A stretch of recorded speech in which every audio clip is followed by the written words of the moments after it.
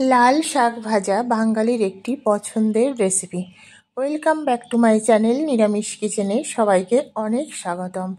বন্ধুরা, লাল শাক ম্যাক্সিমাম লোকেই কিন্তু পছন্দ করে, কেনই বা করবে না। সিজনাল লাল শাক, এতে পেট এত সুন্দর পরিষ্কার হয় বলাই যায় না।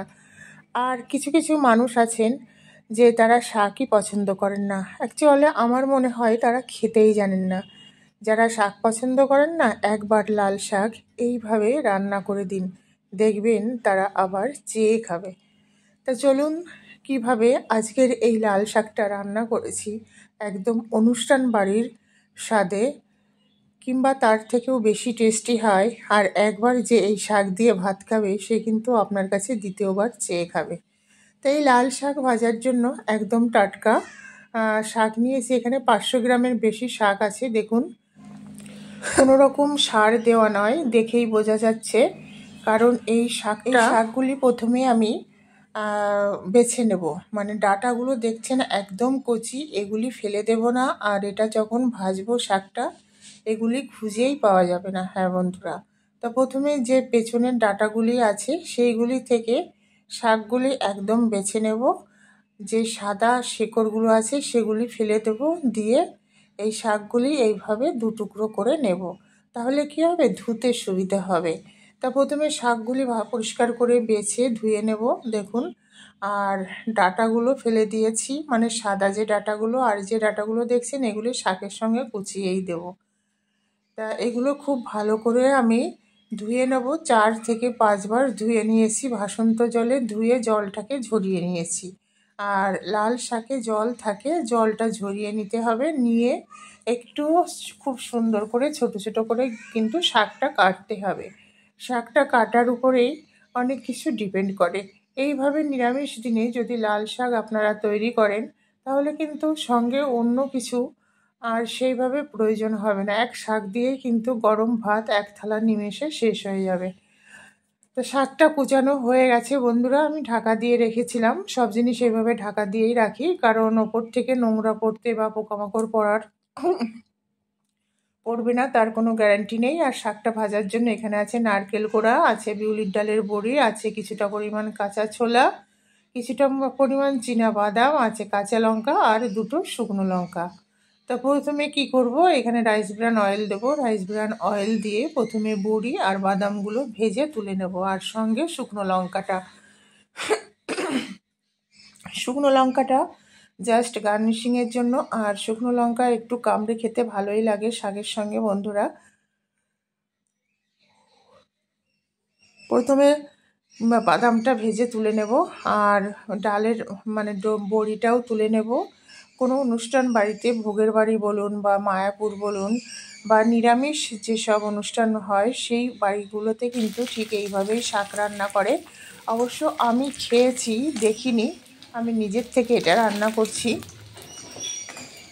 আবার অনেকে এর মধ্যে আলু ভেজেও দেয়, সেটাও অন্যরকম লাগে। আর যারা নন ভেজ আছেন তারা কিন্তু এর মধ্যে রসুন দিতে পারেন। রসুন দিলেও ভীষণ টেস্টি হয়। গোটা কয়েক রসুন কুচি এর মধ্যে ফেলে দিলে আরও বেশি মানে অন্য রকমের স্বাদ হয়। যাই হোক, বড়িগুলি ভেজে আর শুকনো লঙ্কা বাদাম আমি তুলে নেব। আর তুলে নেওয়ার পর তারপর শাকটা রান্না হবে। বড়িগুলি একটু লাল লাল করে ভেজে নেব, ভেজে পরে ভেঙে দেব। ভেঙে দিলে কী হবে, এটা শাকের সঙ্গে যাবে। যেহেতু এটা কেনা বড়ি, তাই সহজে ভাঙতে চাইবে না, কারণ এখানে শুধু বিউলির ডাল নয়, পায়েল তো থাকেই। এই তেলের মধ্যে কিছুটা কালো জিরে আর কিছুটা জিরে দেবো। জিরেটা আগে দেবো যেহেতু একটু ফুটতে টাইম লাগবে। আর নারকেল কোড়া, গোটা ছোলা, কাঁচা লঙ্কা পুরোটাই কিন্তু দিয়ে দেবো। দিয়ে এবার ভালোভাবে নারকেলটা ভেজে নিতে হবে। তবে খেয়াল রাখতে হবে নারকেলটা যাতে বেশি লাল লাল ভাজা না হয়ে যায়। হালকা ব্রাউন কালার হলেই কিন্তু আমি শাকটা দিয়ে দেবো, কারণ নারকেল বেশি ভাজা পোড়া পোড়া হয়ে গেলে শাকে কিন্তু টেস্ট হবে না। তাই নারকেলটা 1 মিনিট মতো ফ্রাই করব। হালকা ব্রাউন কালার হয়ে গেলেই শাকটা ঢেলে দিতে হবে। আর যে কোনো সবজিতে বন্ধুরা লাল শাক মানে নারকেল দিলে তার টেস্ট দ্বিগুণ বেড়ে যায়, আর খেতেও কিন্তু ভালো লাগে। শাকটা দেওয়া হয়ে গেল। শাকটা দিয়ে এবার ভালোভাবে নাড়াচাড়া করব। ভালোভাবে নাড়াচাড়া করে শাকটা এভাবে ভালোভাবে নাড়াচাড়া করব। ভালোভাবে নাড়াচাড়া করে একটু নুন দিয়ে দেবো পরিমাণ মতো, নুনটা আর দেবো না, পরিমাণ মতো নুন আর পরিমাণ মতো একটু হলুদ। লাল শাকে কিন্তু হলুদ না দিলেও চলে বন্ধুরা, তবুও একটুখানি হলুদ দিয়ে দেবো, কারণ শাক আমার মাকে দেখেছি শাকে কোনোদিন হলুদ দেয়নি। শাকে হলুদটা দিয়ে নুন আর হলুদ পরিমাণ মতো দিয়ে দিলাম। দিয়ে এইবার ভালোভাবে নাড়াচাড়া করতে হবে যাতে পুরো মিক্সড হয়ে যায়। মানে শাকগুলির মধ্যে যে নারকেল ছোলাগুলো দিয়েছি সেগুলি যাতে ফোড়নগুলো খুব ভালোভাবে মিক্সড হয়ে যায়। দিয়ে এবার ঢাকা দিয়ে দেবো, একটু জল বেরোবেই। আর গ্যাসের ফ্লেমটা হাইতে রাখবেন, তাহলে খুব বেশি জল বেরোবে না, শাকটা সিদ্ধও হয়ে যাবে।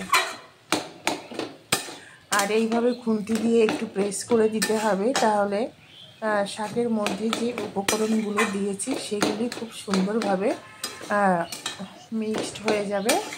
আর খুব মানে জিরে, কালো জিরেগুলো, বড়িগুলি সব সুন্দরভাবে মিক্সড হয়ে যাবে ছোলাগুলি দিয়ে। এইবার একটু চিনি দিয়ে দেবো, কারণ শাক একটু চিনি না দিলেই নয়। তবে যাদের চিনি খাওয়া নিষেধ তারা স্কিপ করে যাবেন, কোনো প্রবলেম নেই। আর যারা বেশি খেতে পছন্দ করেন খুব বেশি খাবেন না, কারণ চিনি খাওয়া আমাদের স্বাস্থ্যের পক্ষে বর্তমান সময়ে একদম মানে কি বলবো, উপকারিতা নেই, অপকারিতাই আছে। তবু একটু না দিলে নয়, তাই দিয়েছি। বড়িগুলি দিয়ে দিলাম ভেঙে, আর একটা বড়ি দিয়ে রেখে দিয়েছি গার্নিশিংয়ের জন্য, ওটা গুঁড়ো করে গার্নিশিংয়ে করে দেবো। মুচমুচে বড়ি খেতেও কিন্তু ভালো লাগে। আর এগুলি একটু ভেঙে দেবো খুন্তি দিয়ে, ভেঙে দিলে এটা সিদ্ধ হয়ে যাবে। তাই এইভাবে ভালোভাবে নাড়াচাড়া করে শাকটা ঢেকে দেবো। ঢেকে দিয়ে একটু তৈরি করতে হবে, তাহলে একদম সিদ্ধ হয়ে যাবে। আর বড়ি যে ছোলাটা দিয়েছি সেটাও কিন্তু সিদ্ধ হয়ে যাবে। ঢাকা দিয়ে আমি 5 মিনিট পরে ফিরে আসছি। দেখুন শাকটা অলমোস্ট হয়েই গেছে। এইবার এর মধ্যে দেব সর্ষের তেল, কাঁচা সর্ষের তেল। আমি যে কোনো শাক রান্নার শেষে মানে নামানোর আগে কিন্তু কাঁচা সর্ষের তেল দিই, এটা মায়ের কাছ থেকে শেখা। কাঁচা সর্ষের তেল দিলে তাতে টেস্ট অন্যরকম হয়।